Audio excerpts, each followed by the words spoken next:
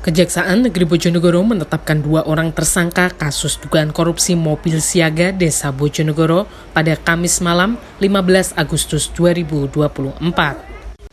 2 tersangka berasal dari pihak mitra penyedia mobil-mobil tersebut untuk 386 desa di Bojonegoro pada 2022 lalu.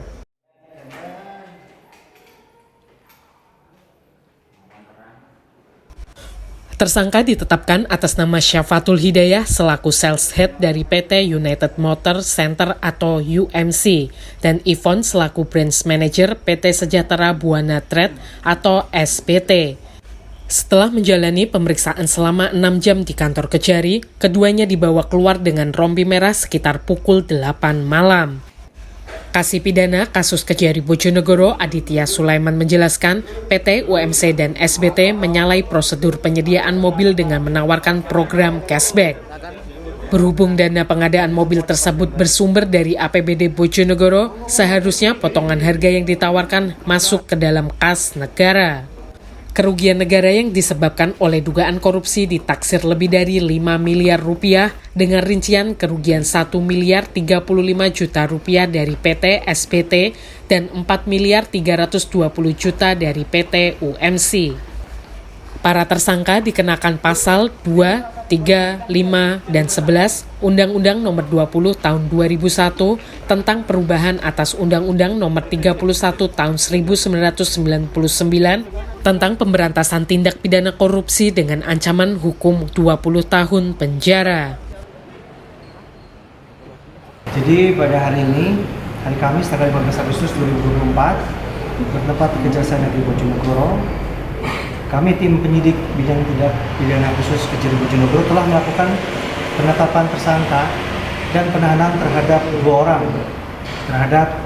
orang atas dugaan tindak pidana korupsi penyalahgunaan dalam pengadaan mobil siaga desa sebagai program dana bantuan khusus desa BKKD tahun anggaran 2022. Di mana pada tahun 2022 pemerintah daerah Kabupaten Bojonegoro memberikan dana hibah yang bersumber dari APBD tahun 2022 untuk pembelian mobil siaga kepada 393 desa yang kemudian dari tahap hasil verifikasi ditentukan hanya 386 desa yang memenuhi syarat dari 20 kecamatan se-Kabupaten Bojonegoro dengan besaran dana BKK sebesar 250 juta rupiah per desa.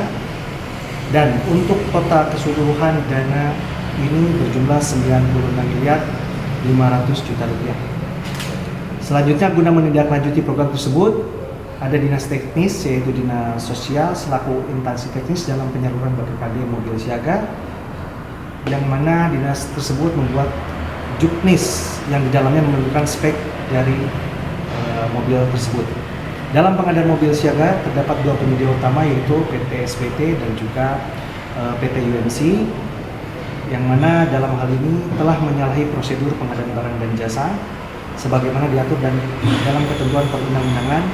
Kerugian yang ditaksir dalam kasus ini masing-masing untuk perusahaan SBT sebesar 1 miliar 35 juta rupiah kurang lebih, dan untuk PT UMC sekira sebesar 4 miliar 320 juta rupiah itu kurang lebihnya. Dan tersangka yang ditetapkan dan telah dilakukan penahanan oleh Kejari Bojonegoro adalah saudari H, inisial Ija ataupun SH dari PT UMC, dan untuk dari PT SBT yaitu EV. Kemudian kemudian dilakukan penahanan selama 20 hari ke depan. Boleh dijelaskan kan peranan tersangka ini?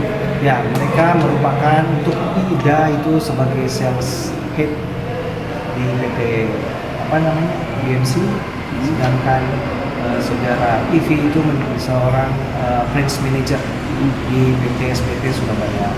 Jadi perannya ya sama-sama menawarkan program dengan berbagai macam cara sehingga beberapa desa tertarik untuk membeli mobil siaga di tempat mereka. Termasuk yang rencana memberi cashback juga itu nanti. Kenapa? Yang memberi cashback. Iya. Masalahnya itu hubungannya dengan pihak desa atau pihak Ada, semua ada hubungannya dengan pihak desa karena memang terlibat aktif dalam kegiatan ini. Jadi maksudnya nanti berproses ya. Jadi teman-teman penyidik ini didukung alat bukti. Sementara nanti teman-teman biar memproses nanti perkembangannya sejauh apa. Masih dikembangkan ya Pak? Ya, Untuk masih pasalnya dikembangkan. mungkin.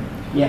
Ya, pasal 2, pasal 3, kemudian pasal 5 dan 11. 11. Ya. Ancaman hukuman Junto pasal 55. Ya, enggak? Ya. Dan soal cashback terakhir berapa nih yang terkumpul? Cashback yang sudah terkumpul kurang lebih 4 miliar 35 juta rupiah. Itu berarti termasuk terhitung kerugian negara itu ya yang dimasukkan Nanti auditor. auditor. Auditor, kita sedang menunggu perhitungan dari auditor. Hingga saat ini cashback yang telah dikembalikan kepada Kejari Bojonegoro terkumpul lebih dari 4 miliar rupiah. Sementara kedua tersangka akan ditahan hingga 20 hari ke depan. Sementara itu, penasehat hukum tersangka Ben Hadjon mengaku masih memiliki referensi terbatas terhadap kasus ini. Berhubung pihaknya baru menerima kasus dari pengacara lain dan baru mengikuti 2 kali proses pemeriksaan. Namun pihaknya menghargai keputusan Kejari dan siap mengikuti proses hukum selanjutnya. Pertama, berkaitan dengan penetapan tersangka klien kami dalam hal ini Bu Ida pada malam hari ini, kami pada prinsipnya menghargai kewenangan pihak penyidik dalam hal ini dari Kejaksaan Negeri Bojonegoro. Selanjutnya, klien kami akan mengikuti proses itu.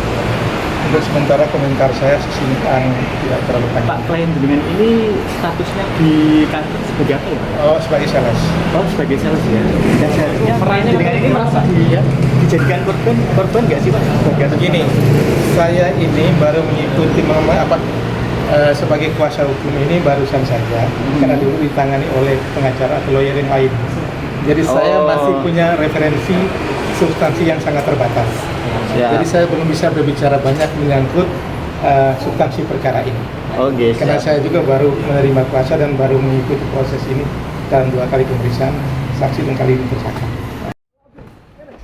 Sebelumnya, Kejari Bojonegoro telah memanggil seluruh 386 kepala desa yang berbelanja mobil siaga, serta 28 camat se-antero Bojonegoro untuk diperiksa. Selain itu, Kejari juga telah memanggil beberapa pejabat Pemkab Bojonegoro dan Banggar DPRD Bojonegoro, serta melakukan penggeledahan di 2 dealer PT UMC di Surabaya. Yuan Edo, Bojonegoro.